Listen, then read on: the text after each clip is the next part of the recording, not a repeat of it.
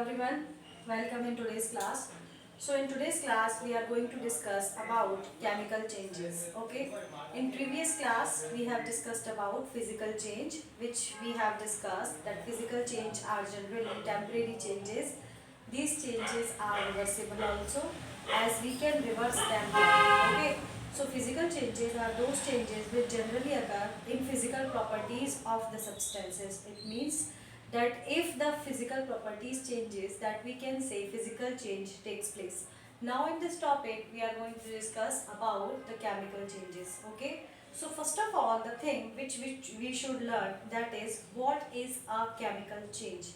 So let me explain. Chemical change is a change in which new substances are formed from the original substance, and these new substances are totally different from the original ones.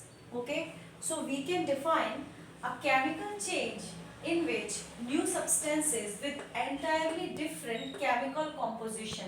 Here I have highlighted this line, that with entirely different chemical composition and properties from the original substance is formed, and that type of change we call them chemical change, in which we can say that chemical changes generally are those changes in which after this change the new substances have the different property, have the different chemical composition. So these type of changes we call them chemical changes, and we can also call them chemical reaction. Okay, so chemical reaction are the same as the chemical changes, so we can call the chemical changes as chemical reaction. Now the thing is, what are the properties of chemical change? Okay, so before discussing of the properties, first of all I would like to give some examples of chemical change which I have written on the board. So first you can see I have written here the first example, that is explosion of firecracker. So firecrackers, as we generally explode these firecrackers during the time of festive season, so these firecrackers, when they burn, they release heat and light, and ashes form that is totally different from the original substance. Similarly, color changes in the cutted fruits and vegetables, that when we cut any fruit and vegetable like apple, so when we cut the apple, when we expose this apple for some time in presence of air, it turned reddish brown. So that is also just because of the chemical change takes place. The next is digestion. When we talk about digestion, what is digestion? We can say digestion is also a biochemical process in which the food is broken down into simpler form, and once the food is broken down it cannot be converted back. Okay, the next is rusting of iron. You have seen that sometimes on iron object like iron pillars and that iron bridges also, and some other iron articles, after some time when these iron objects are exposed to moist air, moist air means the air which has the moisture, which has the water vapor in them.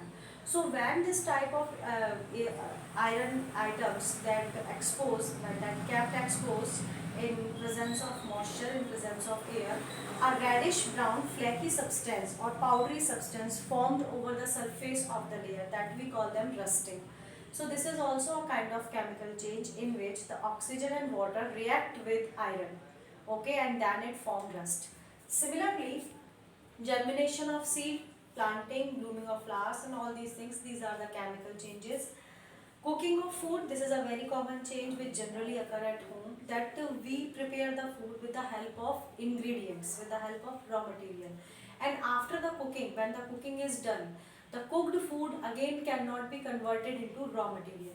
Similarly, burning of fuels, different types of fuels we burn to produce heat and light, like diesel, like petrol, like LPG, like CNG. So when we burn them, the heat and light is produced, and after their burning some residues are left which are totally different from the original substance. Similarly, burning of dry leaves, formation of curd from the milk, that is also a kind of chemical change. So when we study about these examples, one thing we notice, that chemical changes are permanent changes.